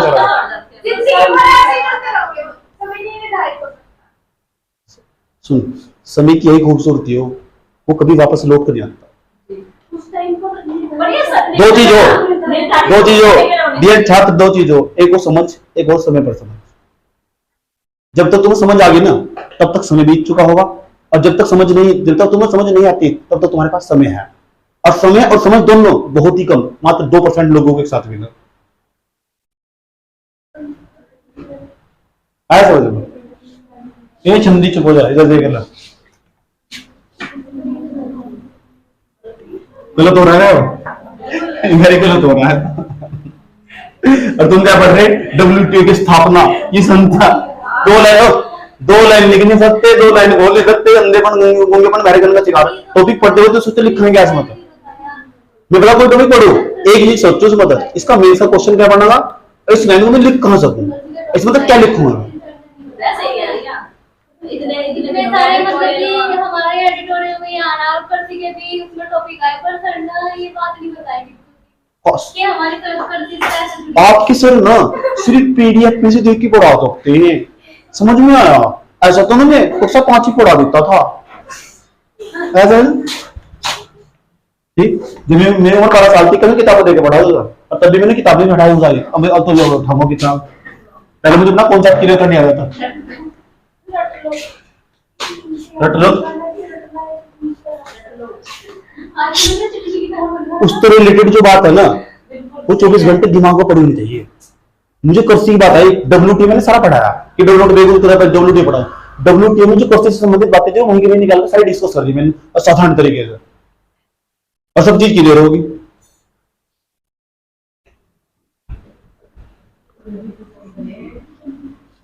अरे तुम्हें पता ही क्या है ओ जितनी पढ़ाई ना फिलोसॉफी उतने दिन तो सुन लेने क्या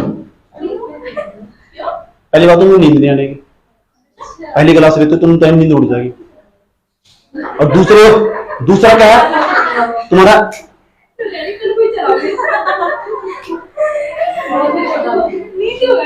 दूसरा पता क्या है दूसरा तुम्हारा एटीट्यूड बदल जाएगा अभिव्यक्ति बदल जाएगी तुम्हारी ओ फिर तुम बता क्या होगा हर चीज पे तुम शक होगा तर्कवादी बन जाओगे तुम ठीक पहले तुम तर्कवादी बनोगे ये बता जैसे तुम 4 वाक्य पढ़ोगे ना तो तर्कवादी बनोगे तुम और जैसे तुम फिलोसफी में ना सुन लो जैसे तुम फिलोसफी में दूसरा थिंकर पढ़ोगे बौद्ध को जैन को पढ़ोगे तुम आज थोड़े धार्मिक हो जाओगे फिर तुम पूजा पाठ में लग जाओगे जैसे 4 वाक्य पढ़ोगे पूजा पाठ सब छोड़ देंगे भगवान का नफरत करनी शुरू कर दोगे ऐसे समझ में क्योंकि जिस थिंकर को हम पढ़ते हैं ना उस तुम बायस हो जाओ ऐसे समझ अब तुम यहाँ बैठे तो तुम्हारे दिमाग में ना कोई नेगेटिव थॉट्स बहुत कम आएंगे अच्छी अच्छी चीजें सोचोगे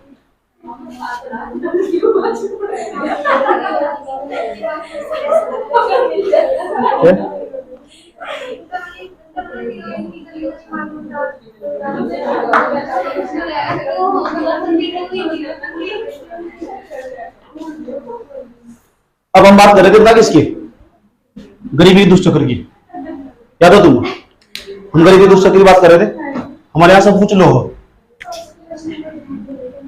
तुम्हारा गरीबी का दुष्चक्र था सब कुछ तुम्हारे यहाँ लो हो सब कुछ समझ हमारे यहाँ जो प्रोडक्टिविटी का लो हो ऐसा प्रोडक्शन भी लो हो प्रोडक्शन तो है लो ही जो प्रोडक्टिविटी हमारी वो भी लो हो है नहीं हर चीज हमारी लो हो लो मतलब कम हमारी जो नेशनल इनकम वो भी बहुत कम पर कैपिटल इनकम हुई पर कैपिटल इनकम ये भी बहुत कम यही नहीं हमारा जो इन्वेस्टमेंट है वो भी बहुत कम है बचत की दर जो सेविंग है वो भी बहुत कम हमारे यहाँ उसके बाद जो इन्वेस्टमेंट है वो भी बहुत कम है कैपिटल फॉर्मेशन वो भी बहुत कम है एक्चुअली में जाकर फिर जाकर प्रोडक्शन भी बहुत कम है लेकिन सवाल है इस गरीबी के दुष्चक्र कैसे ब्रेक किया जाए पूंजी निर्माण की दर को अब पूंजी निर्माण की दर कैसे बढ़ाई जाए देश तथा देश के लोगों की उत्पादन करने की क्षमता का निर्माण करना वो कैसे करा जाए अवसंरचना बल जाए अवसंरचना बल कैसे दिया जाएगा निवेश किया जाए क्या जा सबसे बड़ी चीज है इन्वेस्टमेंट है आज अब हमारा टॉपिक नया निकल पाया इन्वेस्टमेंट देख रहे हो कहां तक टॉपिक निकाल कर इंटरलिंकिंग कितनी खतरनाक है ओरिजिनल इंटरलिंकिंग है यूं नहीं है कड़े कड़ेंगे पीडीएफ में तो इसे यहां तक जोड़ दिया इसे यहां तक जोड़ दिया इसे ऐसा रोज जोड़ू मैं आज समझ में आ क्या करने की कोशिश है आज समझ लो उससे तुम 4 लाइन कभी भी नहीं लिख सकते और इकोनॉमिक्स को तो कभी लिख नहीं सकते सोशल इशू को तो तुम उठा लिख दोगे आज समझ क्रिटिसाइज नहीं कर रहा बता रहा हूं तुम कि कौन सा टॉपिक कमजोर है कौन सा कहां तक इस तरह है अप्रोच डेवलप करना थॉट प्रोसेस आज समझ लो जितना भी टीचर पढ़ा रहा ना भारत मतलब 35 सिलेक्शन हो हिंदी मीडियम के कुल 135 करोड़ जनसंख्या मतलब 35 सिलेक्शन हो हिंदी मीडियम के कभी सोचा क्यों पढ़ाने वालों की कमी। किसकी? पढ़ाने वालों हिंदी में कंटेंट ही नहीं है, थॉट प्रोसेस डेवलप ही नहीं हुआ।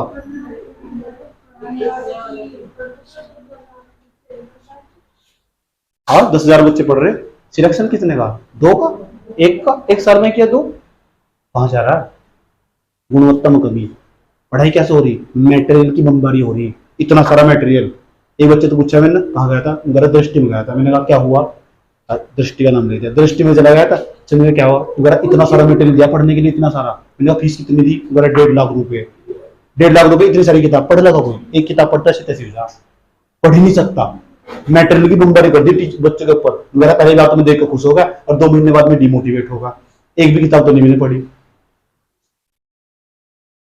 ऐसा समझ लो, सबसे बड़ी चीज दुनिया में याद रखना, मैं आज फिर समझा रहा हूं तुम्हें, सबसे बड़ी चीज दुनिया में डायरेक्शन, दिशा। तुम्हारी दशा बदलने लगेगा अगर तुमने एक इंसान को आदर्श मान लिया और चुपचाप जो कह रहा है करते चले जाओ, आंख मीच कर और जो मुंह बंद कर।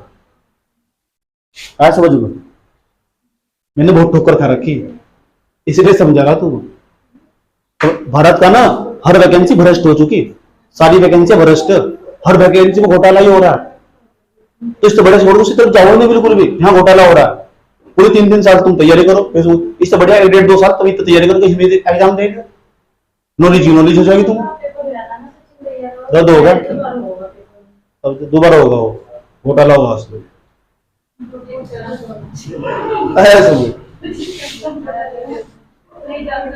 तो 7 साल की तैयारी कर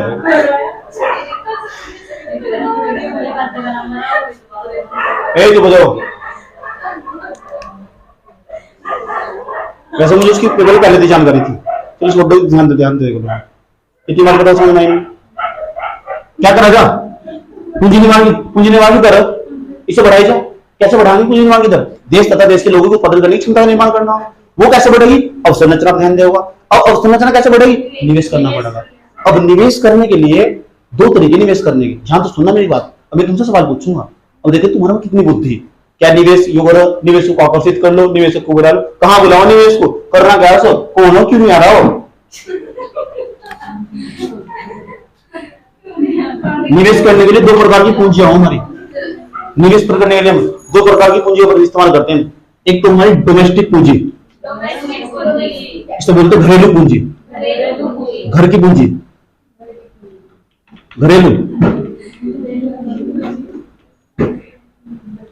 घरेलू पूंजी हमारी। एक हमारी विदेशी पूंजी, इसे बोलो फॉरेन कैपिटल, इसे बोलो विदेशी पूंजी, विदेशी पूंजी। अब जो घरेलू पूंजी है ना हमारी, अब घरेलू पूंजी क्या है और विदेशी पूंजी क्या है? घरेलू पूंजी नंबर 1 हमारा बैंकिंग। ये बैंक, इन्हें बुलाओ, इनसे पैसा मांगो और पैसा देंगे तुम और फिर इन्वेस्टमेंट कर सको तुम, एक तरीका। दूसरा कंपनी, भारत के अंदर बहुत सारी कंपनियां, इन्हें प्रमोट करो और इनके पास है, ये कंपनी को प्रमोट करो, ये इन्वेस्टमेंट कर सकती है भारत के अंदर। इससे बड़ा कुछ नहीं है, ये तो बोलो घरेलू पूंजी। अच्छा, दूसरे नंबर पर क्या है? एफडी आ गया भारत के अंदर। मेरा दोस्त है जो यहाँ पे कंपनी लगा दे, इससे बढ़िया क्या बात? विदेशी पूंजी है। दूसरा तरीका पता क्या है विदेशी पूंजी का? कि हम भारत बोरोइंग कर लो। बोरोइंग का मतलब क्या हो? भारत उधार ले लो, उधारीकरण किसे बोल लो? उधारीकरण। बात समझ में आया? कौन सी घरेलू पूंजी? कंपनी तो भारत में लगेगी, तो घर की पूंजी घरेलू पूंजी। ये क्या है? बैंक भारत के अंदर इतने सारे बैंक, ये पैसे देंगे, लोन देंगे, हम इन्वेस्टमेंट कर लेंगे, ये तरीका। दूसरा तरीका विदेशी पूंजी, एफडीआई है, मेरा दोस्त आजा, वो डॉलर लेकर आगा, हम उसे अपनी जमीन देंगे, उससे पैसा ले लेंगे, लगा कंपनी, और इस तरह संपत्ति बढ़ जाएगी।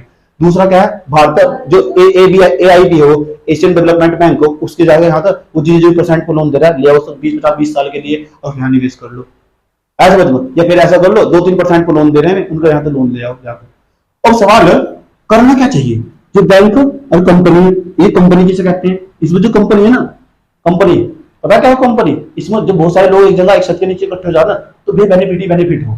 आज में एक कंपनी को एक व्यक्ति प्रमोट नहीं कर सकता। कंपनी पूरा बड़ा टॉपिक है, बैंक भी अलग टॉपिक है पूरा। या बैंक निकल के आएगा, बैंकिंग के बारे में यहाँ सब कुछ पढ़ाऊंगा। बैंकिंग का काम क्या, तुम जो बैंक का क्या काम हो, बैंक का काम हो जो घरेलू पूंजी हो ना, उसका घरेलू बैंक एक प्रकार की घरेलू पूंजी का निर्माण करो, उसका क्या हो, निवेश बढ़ जाएगा। और जैसे निवेश बढ़ जाएगा ना, पूंजी निर्माण की दर बढ़ जाएगी, उत्पादन बढ़ जाएगा, प्रति व्यक्ति आय बढ़ जाएगी, ये सबसे बचत की दर बढ़ जाएगी और ये निवेश की दर बढ़ जाएगी, सब कुछ बढ़ता चल जाएगा। ये हो बैंकों का, देखिए कितना बड़ा रोल है बैंक का। बैंक ही तो इन्वेस्टमेंट करेगा, बैंक का काम हो इन्वेस्टमेंट करना। क्यों, ये बैंक है ना एक प्रकार की घरेलू पूंजी, घर का पैसा है। और कहा जाता है, पता क्या कहा जाता है? अब तुम मुझे एक बात बताओ, तो जो निवेश है, निवेश छोटा बड़ा निवेश नहीं है, आज बहुत बड़ा निवेश हो, अवसंरचना में छोटी मोटी चीज नहीं है। क्या है भारत के जो बैंक इतने सक्षम है कि जो भारत के अंदर निवेश कर सकते हैं? क्या है भारत की जो अंदर कंपनियां लगी हुई, क्या एक तरह पैसा जनरेट कर देगी, भारत में निवेश कर देगी? इसका मतलब जो घरेलू पूंजी, क्या भारत की जो घरेलू पूंजी इतनी उपलब्ध है कि जो भारत के अंदर इन्वेस्टमेंट कर सको, और भारत का ना भारत के इन्वेस्टमेंट को भारत में जरूरत ही नहीं पड़ा। या फिर हम ये एफडीआई वाले, ये तो जबरदस्त मात्रा में, ये तो बहुत पावरफुल लोग, ये तो पूरी दुनिया को कब्जा करके बैठे हुए एफडीआई वाले। फॉरेन डायरेक्ट इन्वेस्टमेंट आएंगे, सीधा कंपनी लगाएंगे, बस हमारी जमीन यूज करेंगे और हमें पैसे पैसे माल कर देंगे। इससे बढ़िया तो कुछ भी नहीं है। आज समझ लो, एक उधारीकरण, ये भी तो 2-3% को लोन मिल रहा, तो ले क्या जाएगा, लेकिन है तो उधारी एक प्रकार का, मांगने जरूर आएगा, आज नहीं आएगा कल को मांगने आएगा। ऐसा समझ लो। अब सवाल ये हो, ये भी सही से लग रहा है, ये भी सही से लग रहा है। अब तुमसे एक सवाल पूछना चाहता हूँ कि तुम बताओ, निवेश के लिए घरेलू पूंजी बेहतर कि विदेशी पूंजी बेहतर?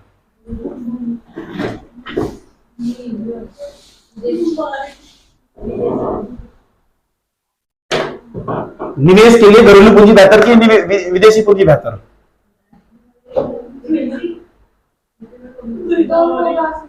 ये तो दुविधा ही होगी। अगला बताओ।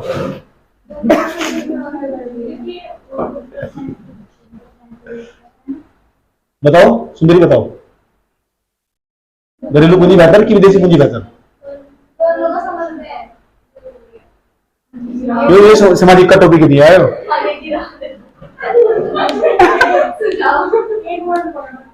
बता दो।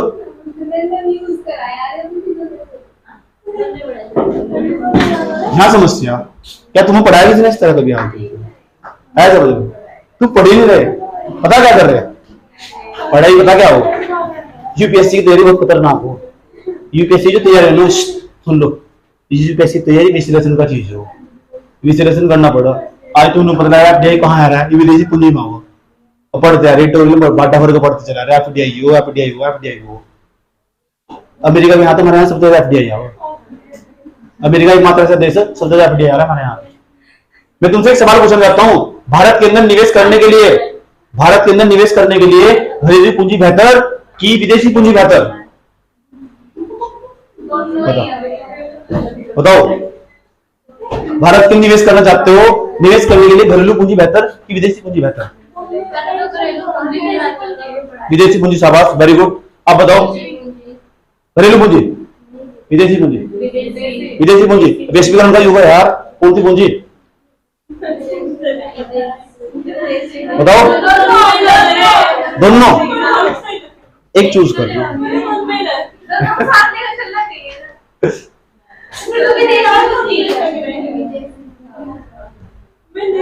एक चाहिए, दोनों में चूज करनी, कोई सी चूज करनी। भारत तो दोनों ही करता होगा, आपके लिए क्या बेहतर है? आपको क्या, आपका क्या मानना कि घरेलू पूंजी कि विदेशी पूंजी?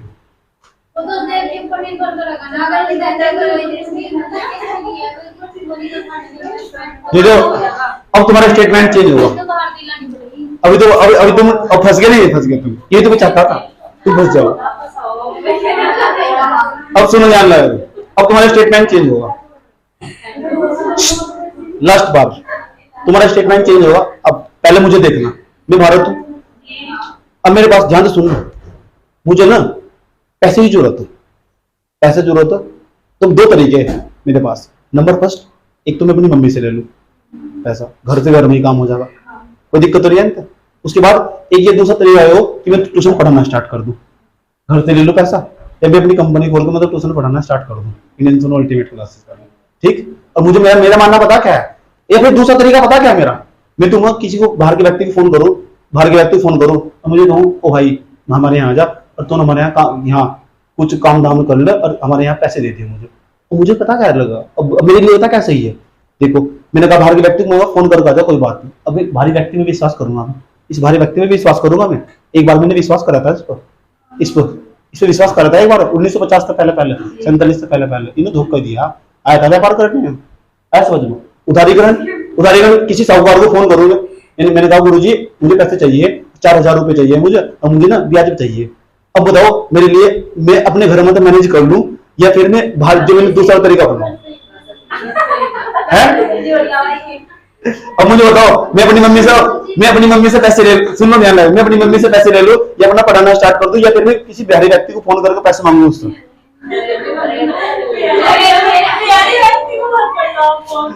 बताओ। अब मुझे एक बात बता दो कि मैं क्या करूं?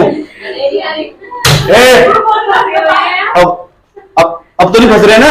अब तुम्हारा झुकाव किसकी तरफ जा रहा है? यही बात हकीकत है, जो मेरे लिए सही है ना वो भारत देश के लिए सही है, या भारत सरकार की बात समझ में नहीं आ रही? यही भारत सरकार की बात समझ में नहीं आ रही, वह विदेशी पूंजी के पीछे पड़ेगा आप लोग। या ऐसा तो कभी तुमने ध्यान देते हो, कभी तुमने अपने घर में ध्यान दिया, अपनी माता पर ध्यान दिया, उनके पास ना प्यार से बात करते, तुम्हें ना प्रमोट कर देते हैं ना, और तुम पैसे तुम्हारा माल करते, तुम हमारी मम्मी पैसा दे सकती थी, अब ये बैंक हमारे लिए आय का सर्जन कर सकता है, क्यों नहीं कर सकता? ध्यान नहीं दिया, ध्यान यहाँ दे रहे। विदेशी सब ऐसा क्या है विदेशों में? तो भारत की जो घरेलू पूंजी सबसे बेहतर कहा जाता बाहर में धन को अपने साथ ना लड़ भिड़ के काम चला लो, और गांव में भी काम चले, बाहर में धन को घर की बात ना बाहर में बताओ, घर में लड़ भिड़ के काम चला। किसी की बाहर के सामने बाहर वाले के सामने हाथ न फैलाओ, लड़ भिड़ के काम चला लो। गांव में भी कहावत चले, जो तुम्हारे गांव में कहावत चले ना वही तुम्हारी इकोनॉमी, वही इंडियन इकोनॉमी का सब रूप हो। आज समझो स्टेटमेंट तुम्हारा खुद चेंज होगा। क्यों?